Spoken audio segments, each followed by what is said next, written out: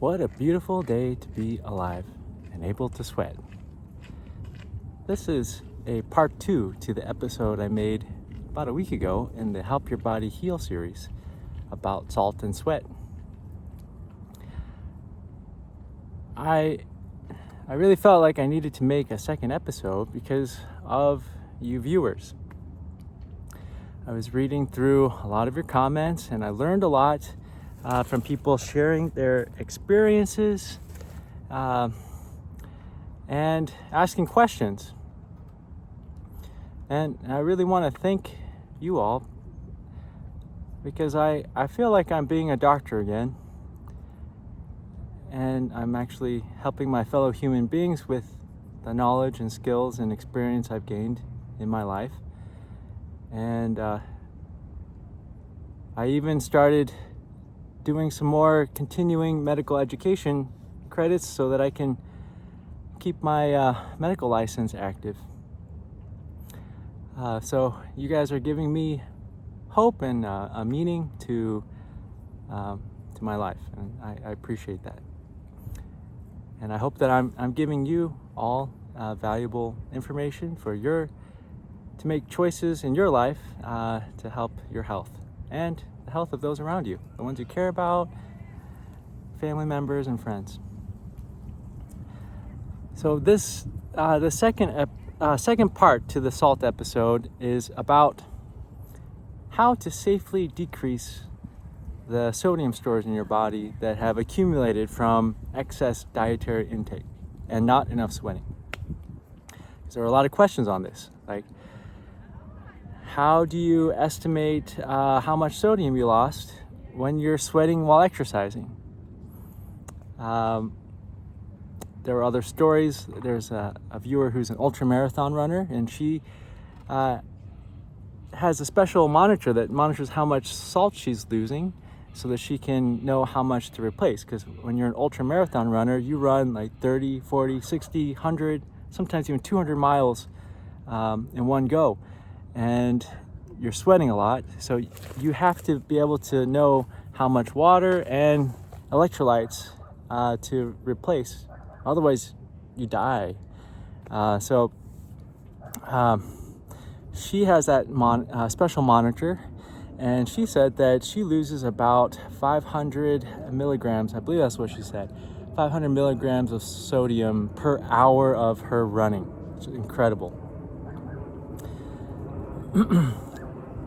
And the reason why I'm talking about how to safely decrease the sodium excess stores in your body is because, as we talked about in part 1, because of our modern lifestyle, we're not sweating much and we're eating really salty all the time, and our body's exceptionally good at soaking up the sodium from our foods and the liquids we drink. And so because of that imbalance, our bodies are storing too much sodium. That's in the skin and muscle. And that excess sodium tells our body to build more fat. So we gain weight, we get bigger, we become obese. And then all sorts of problems happen, from inflammation, which is your body's not healing well, it can't repair things well, and it starts attacking normal things. That's called autoimmune disease. And it causes metabolic dysfunction like diabetes and high blood pressure. There's a whole host of problems that comes with having too much sodium stores built up in your body and not using them by sweating. The other way that our body, so there's two ways our bodies gets rid of sodium. One is the kidneys, we pee it out. In order to pee it out, you gotta be drinking water. But the other way is through sweating. So I want to talk about how to safely do this, because if you don't do it safely, you can die or get seriously hurt. And there were stories that viewers had. There was one viewer whose son went on a long hike in the Grand Canyon in the heat and became severely dehydrated and didn't have enough electrolytes with him, and he became confused and had to have a family member hike out to wherever he was, give him electrolytes, and then help him come back safely. He almost died. So, and I was on a hike with my friend where we hiked 14 miles. We hiked like 22 miles over 14 hours, and I was sweating a lot, and I brought about 1,000 milligrams of sodium with me in all the foods that I brought, and I was drinking a lot of water, but then I got acute hyponatremia, which means the sodium level in my blood dropped down to unsafe levels. And the reason why I knew that is because of these symptoms. I had a headache, my thinking wasn't clear, I couldn't really hold a conversation very well, and I was lethargic. I was still walking, but I definitely didn't have the energy that I normally have. And thankfully that happened at the very end of the hike, and I was able to go rest and eat some salty foods, rehydrate, and I felt better. But that could have been bad if I had to do another hike the next day and wasn't able to access salty foods or understand what was going on. So, and the third cautionary story is my father shared a story with me about a lady who went on a radio show contest of who can drink the most water, and I forget what the prize was, but there's some prize. And this lady, it was a 30-year-old lady, a mother, unfortunately, she passed away because she drank, it's like 5 or 6 liters of water all at once. She went home, she passed out and died. Okay, so this is how important doing this safely is, and that's why I'm making a part 2 episode. So to answer the first question, how much sodium do you lose when you sweat? Well, it's variable. It varies on how much you're sweating. Like what temperature is it outside? What activity are you doing? How intense are you exercising? Are you wearing really warm clothes? Or are you not wearing warm clothes? I don't know if I said humidity, but humidity plays into that. And then sun exposure, like is it shaded or is the sun hitting you directly? And also, are you acclimatized to those conditions? Like, are you used to that? Because if you're used to it, your body actually has ways to conserve some of the sodium that's lost in the sweat. It kind of reabsorbs it. So there's a whole variation of how much sodium you lose. But on average, studies show that people who are doing manual labor, intense manual labor outdoors in the heat, they lose between 400 and 600 milligrams of sodium on average. And it varies individual to individual, and that's by hour. So we'll just say 500 milligrams of sodium per hour of intense work outside in the heat, sweating. That's an estimate. So when you're out there, when you're out exercising or hiking or just having fun, or even just doing work outside, or if you're even in a hot tub or sauna and you're sweating a lot, there's not really a good way for you to measure how much salt you're losing unless you have one of those fancy devices that ultramarathoner had. You really should just listen to your body. Your body will tell you what it needs, okay? And this is how you help it heal. It's a conversation with your body. If you are low on water, well, you won't be peeing very much, and when you pee, it's going to be very dark yellow, or it could even be bloody if you're in bad shape. And you feel thirsty. Now, if you're drinking too much water, like the lady who died on the radio show, or after the radio show, you'll be peeing a lot.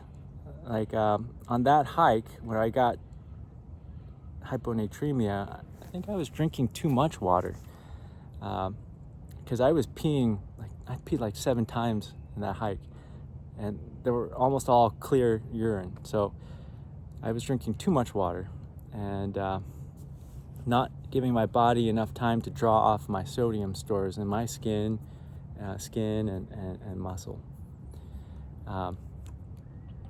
So that's the liquid part. your body will tell you if it needs fuel, food, and salt. It'll tell you you're hungry. So if you have been exercising outside and sweating a lot and you feel hungry, if you're wanting to keep your body the same, then you have to eat some food with salt in it. And I mean, if you're outside for many hours, I mean, that could be thousands of milligrams of sodium.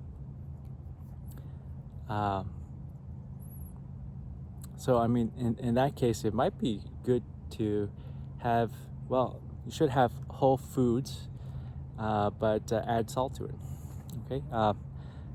But if you've lived like me and have eaten way too much salt over your lifespan and not sweated enough to sweat that out, and you've accumulated extra salt in your skin and you have fat, like I've got a tummy that I've always had, and I'm going to go into my personal experiences with this here in a second. This is my favorite t-shirt, by the way. It says Smokey the Bear with birds and a tree and a squirrel. It says protect our future and our friends. I like this shirt. And the shirt's sweaty because I've been running. Try to set this up. Okay. Let's see, what was I talking about? Okay, I forgot. I lost my train of thought when I was looking at my t-shirt I really like. But I had to go back in the video that I made and then realize where I was. So I was talking about if you're trying to get your body healthier, like if you had lived like I have lived for a long 40 years and I've had too many salty foods and not sweated enough, like I'm overweight. Well, technically I'm actually in the normal BMI range, 24.7, just barely. But my whole life I've always been overweight. If you're like me and you're trying to get your body healthier, help your body heal by sweating more and using some of those excess sodium stores you have, you have to be careful how you do it. You gotta listen to your body, listen to if it's thirsty, how much is peeing, what color is the pee, are you hungry,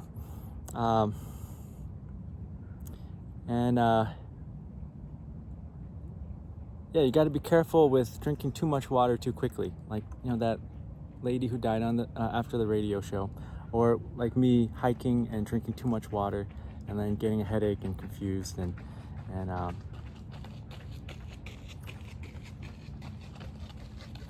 well, so today is interesting.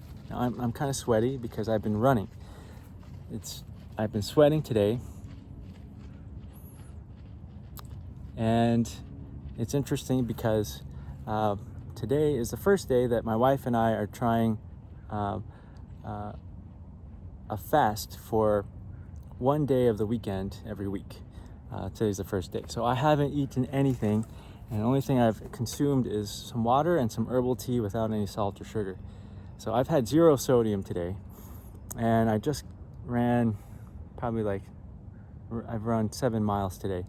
So I'm probably at a negative, like, I don't know, we'll say 600 milligram sodium balance today. At least, probably more.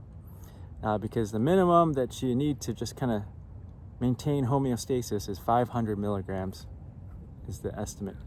And I've lost 600 from running. So I'm probably at a negative 1100 today. But I'm alive. I didn't go into a coma and pass out and die.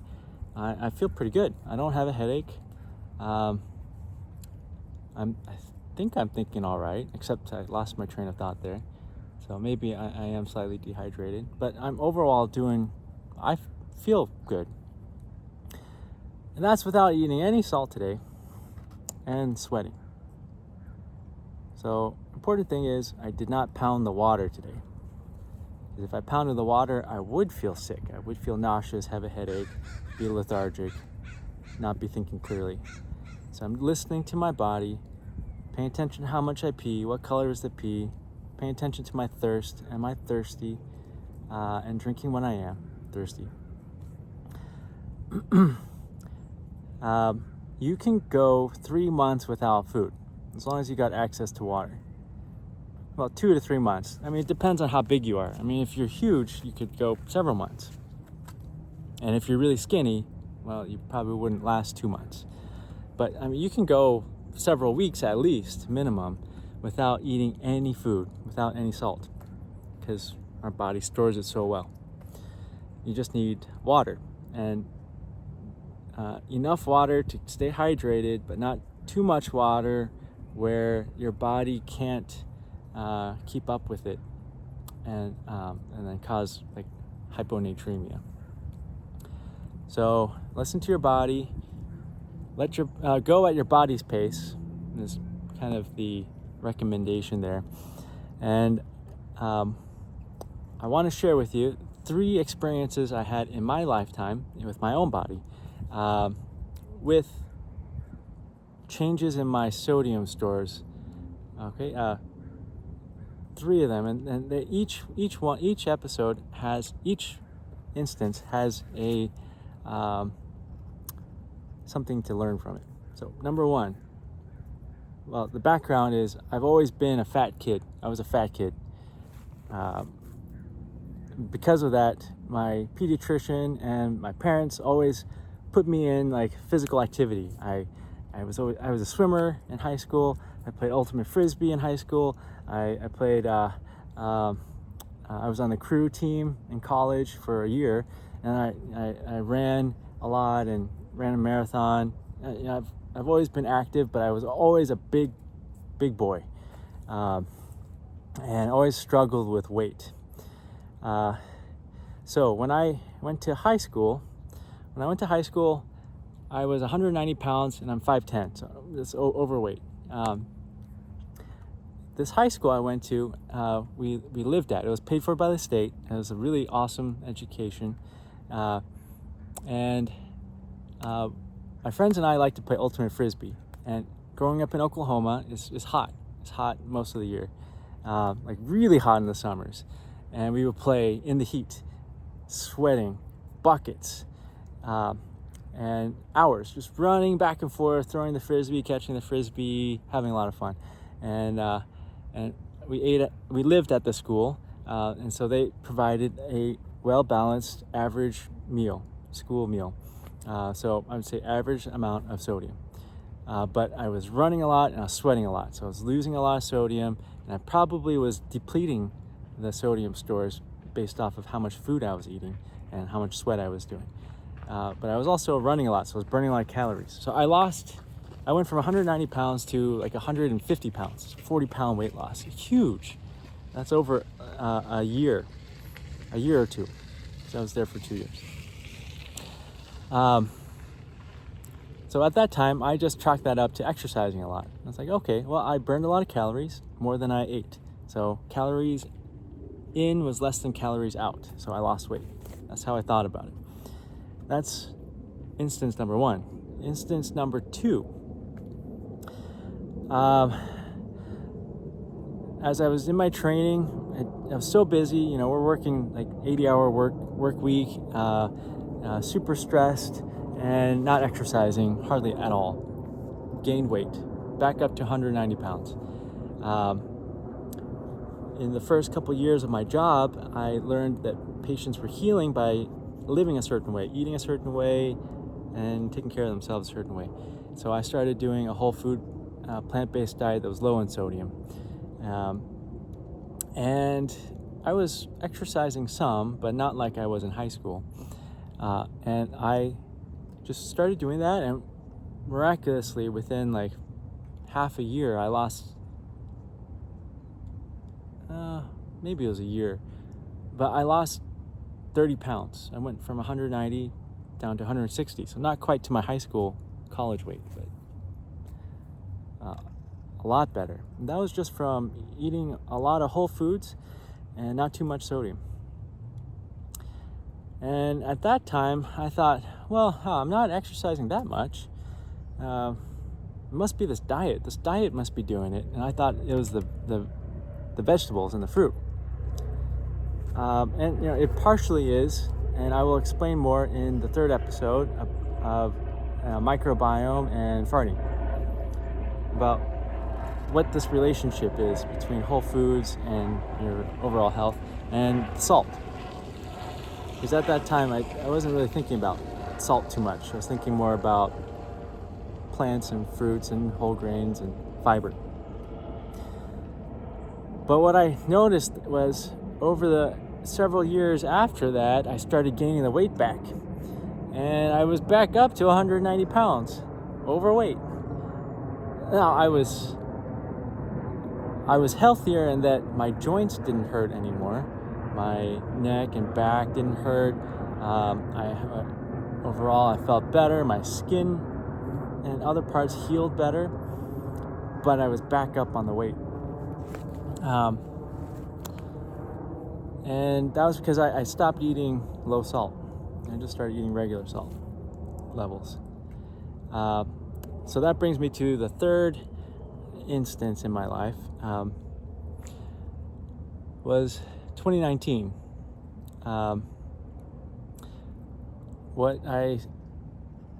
Because I had gained weight again, I was looking at my patients, and there were a couple patients that were vegetarian and vegan, but they had a lot of trouble healing their spine joints. And I noticed that they ate really salty, like lots of processed vegan foods, lots of added salt, and sugar too. So I said, oh gosh, I've been doing this whole food plant-based diet for several years now, and I've gained the weight back. I mean, I am better in that my joints are better, but I got all this weight. I don't like having all this weight on me. And so I said, why don't I just try eating less salty again and promote salt loss by sweating? Because I had access to a hot tub and a sauna at that time. So I ate low salt, and I aim for a 500 milligram sodium daily limit. And then I went to the hot tub and sauna and just sweated for like an hour every day. And miraculously, again, I lost 30 pounds relatively quickly. And at that time, I wasn't exercising that much because I was busy at work. I was working a really busy job, doing lots of surgeries, and I had maybe time for a run once a week or something like that. But despite that, I had lost the 30 pounds again, and I was feeling really good. I was thinner, and a really interesting thing happened with my skin. So I lost the fat, and then the skin just tightened up all around my body, like my face. The skin tightened up, my belly, my chest, my legs, my arms, where there had been a lot of fat kind of stretching the skin and making it bigger. The fat went away, and then the skin kind of just like shrink wrapped around the remaining fat and muscle. And it was nice and smooth. And the change happened so quickly that I could actually see the skin, the excess skin, just flaking away like dust. It was like dandruff of the skin. It was kind of gross if you looked at it, but I don't think anyone noticed it. It was just me looking at my skin and realizing that there's little tiny skin dust, I would call it, just coming off because my body didn't need the extra skin anymore because I was drawing off that sodium. That was the third instance. And then I realized, it's really, the sodium is so important. I mean, getting fiber into your body through whole food, plant-based foods is important too. But sodium is kind of like a separate factor that is super important to how your body's functioning. And I'll go into more detail in a microbiome episode number 3. But yeah, that is how you can, and that's how I learned about the importance of both the fiber and the salt balance, and how you can safely do it, and then also how you can run into trouble if you drink too much water and you don't listen to your body. You don't pay attention to how much you're peeing and how much you're sweating, how thirsty you are, and how your head feels. Yeah, so I think that's all the things that I wanted to add.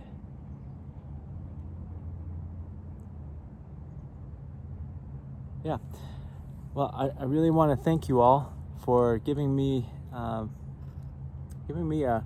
new purpose in life, is to make these videos and really help people. This channel I started really just to record time with my doggy and time outside in nature and the interesting things I see in nature, interesting to me at least, and I wanted to share that, but this has really added a whole new dimension to my life, and so I really appreciate all of you watching and commenting and sharing your experiences and knowledge. I've learned so many cool things from what you guys have shared, and questions you've asked, and thinking about those questions. So the third episode, I'm working on it. I have a lot of the ideas up here in my head. There is a book that I read a long time ago, which I highly recommend. It's called 10% Human by Alanna Collen. Cohen, 10% Human. I gotta reread that book before I make the third episode. So hopefully I'll get to that in the next couple days here. And I hope that you have a wonderful day and that you're able to safely help your body heal by sweating and eating less salt, but finding the right balance so that you feel better. So yeah, thank you and have a good day.